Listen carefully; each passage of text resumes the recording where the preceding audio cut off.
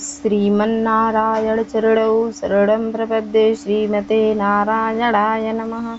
राधे राधे। जय श्री कृष्णा। मित्रों, आप सभी लोग कैसे हैं? आशा करती हूँ हमारे लड्डू गोपाल जी की कृपा से आप सभी लोग स्वस्थ होंगे, मस्त होंगे और आप सभी लोगों को श्रावण माह की ढेरों सारी शुभकामनाएं। दोस्तों, आज के वीडियो में हम आप सभी से इसी टॉपिक पे बात करने वाले हैं कि श्रावण माह में अपने लड्डू गोपाल जी की हमें सेवा कैसे करनी है। क्योंकि जो श्रावण का महीना होता है, बहुत से लोग जैसे गोपाल जी को अपने जैसे घर में रखे हैं और सेवा कर रहे हैं, तो ऐसा करते हैं कि श्रावण महीने में बिल्कुल गोपाल जी का ध्यान रखना भूल जाते हैं और जो भी है बस भगवान भोलेनाथ जी की ही पूजा करते हैं। तो प्लीज़ ऐसा न करें, क्योंकि हरि हर भेद न भेद। हमें यही चाहिए कि हरि मीन्स जैसे हमारे श्रीमन नारायण विष्णु भगवान और श्री कृष्ण भगवान जो हैं लड्डू गोपाल जी, विष्णु भगवान के ये श्री कृष्ण भगवान के बाल स्वरूप ही हैं। तो हरि मीन्स हमारे विष्णु भगवान और हर मीन्स भगवान भोलेनाथ जी।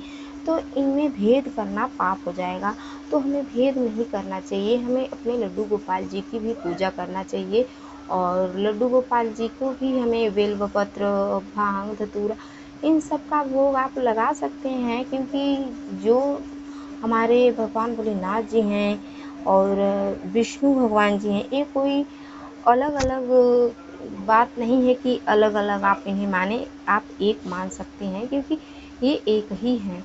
आप शिव चालीसा में भी पढ़े होंगे कि ब्रह्मा विष्णु सदा शिव जानत अविवेका प्रणवाक्षर के मध्य ये तीनों एक ही हैं। तो आप ठाकुर जी की ज़रूर सेवा करें।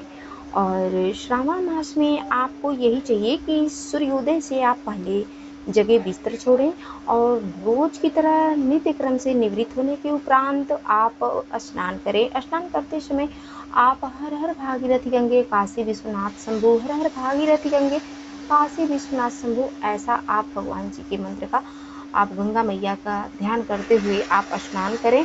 और स्नान करने के उपरांत आप अपने लड्डू गोपाल जी को पंचामृत से स्नान कराएं। पंचामृत से स्नान कराने के बाद अपने ठाकुर जी का शरीर अच्छे से साफ से पोंछ लें, क्योंकि अगर थोड़ा भी पानी रह जाएगा तो हमारे ठाकुर जी हैं ना, तो ये काले पड़ने लगते हैं। तो इस बात का हमें ध्यान रखना चाहिए, अच्छे से पोंछ लेना चाहिए और फिर अपने ठाकुर जी को सुंदर सा वस्त्र पहनाएं। अपने लड्डू गोपाल जी को वस्त्र पहनाने के बाद इनकी ज्वेलरी पहनाएं, इनकी ज्वेलरी से श्रृंगार करें और मुकुट के नीचे तुलसी पत्र आप जरूर रखें, क्योंकि श्री हरि विष्णु भगवान के माथे पे तुलसी चढ़ी रहती हैं। तो अपने गोपाल जी के मस्तक पे आप मुकुट के नीचे ज़रूर आप तुलसी पत्र रखें। और जो भी हो सीजनी फलों का भोग आप जरूर भगवान जी को लगाएं, जो भी सीजन में अवेलेबल हो, आपके घर में हो ना हो तो आप मार्केट जाएं, मार्केट से लाएं फल और भगवान जी को आप भोग लगाएं। और कोई मिष्ठान का भी भोग आप लगा सकते हैं आप घर में, जैसे पेड़ा, बर्फी और बतासा, जो भी हो आपके घर में, माखन मिश्री, आप भगवान जी को भोग लगा सकते हैं। और आप भगवान जी के समक्ष दीपक जरूर प्रज्वलित करें। कहते हैं कि दीपक, कहते हैं धूप दीप तुलसी से राजी सत्य देवा, चढ़त प्रसाद सवायो कदली फल मेवा।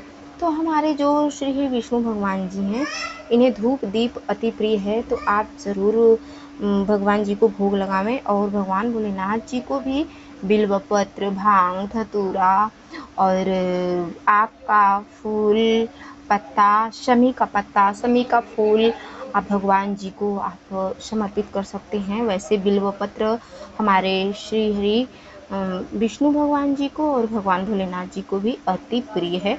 तो आप ज़रूर भगवान जी को भोग लगावें और भगवान जी भोलेनाथ जी का भी आप पंचामृत से स्नान करावें।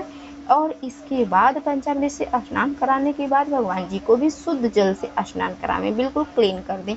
और इसके बाद ही आप भगवान जी के जैसे भोग लगावें, जो भी जैसे ये आक का फूल हुआ, बेलपत्र, भांग, धतूरा, पुष्प भगवान जी के चरणों में जब भी आप समर्पित करें। तो ऐसे ही हमें पूजा पाठ करना है। और श्रावण माह में हमें भगवान जी की आरती करना न भूलें। सुबह शाम की आरती हमें ज़रूर करना है। और रोज़ कहते हैं ना कि भगवान जी के जैसे जो भी हम भगवान जी को भोग लगाते हैं, तो उसके साथ साथ हमारा भाव होना चाहिए, प्रेम होना चाहिए, जब भी भगवान भोग स्वीकार करते हैं। नहीं तो आपको तो पता है कि दुर्योधन के मेवा त्यागे साग विदुर घर खाए, सबसे ऊंची प्रेम सगाई। भगवान जी को प्रेम अति प्रिय है। अगर आपके हृदय में प्रेम नहीं है तो भगवान भोग स्वीकार नहीं करते हैं। प्रेम है तो भगवान कहते हैं कि साग केले की छिलका भी भगवान स्वीकार कर लेते हैं। विदुरानी के घर केले का छिलका खाकर भी भोग लगाए हैं हमारे श्री हरि विष्णु भगवान जी, कन्हैया जी। तो आप सभी के हृदय में भगवान के प्रति जितना प्रेम होना चाहिए, आप देख लीजिए कि आपके हृदय में कितना प्रेम है। उतना ही प्रेम भगवान की तरफ से भी आपकी तरफ तरंग आ रहा है। तो अपना अपना सभी लोग प्रेम देख लीजिए। अपने पुत्र के लिए, अपने पति के लिए, स्वयं अपने लिए कितना अच्छा अच्छा हम व्यंजन बनाते हैं और अपने प्रसाद पाते हैं।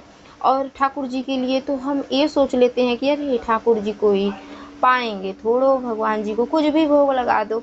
तो जिनके मन में ऐसा भाव चलता है ना, तो भगवान जी सचमुच उनके घर का भोग स्वीकार नहीं करते हैं। और जो हमारे श्री हरि विष्णु भगवान लड्डू गोपाल जी हैं, जो लोग ये सोचते हैं कि ये पीतल की मूर्ति हैं, प्लीज़ उनसे करवत प्रार्थना है कि वो पीतल की मूर्ति न समझें, और पीतल की मूर्ति ही समझना है तो अपने घर में ठाकुर जी की सेवा न करें। क्योंकि पीतल की जो लोग मूर्ति समझेंगे ना, तो उनके लिए पीतल ही बने रहेंगे और आप भगवान बना के पूजते रहिए।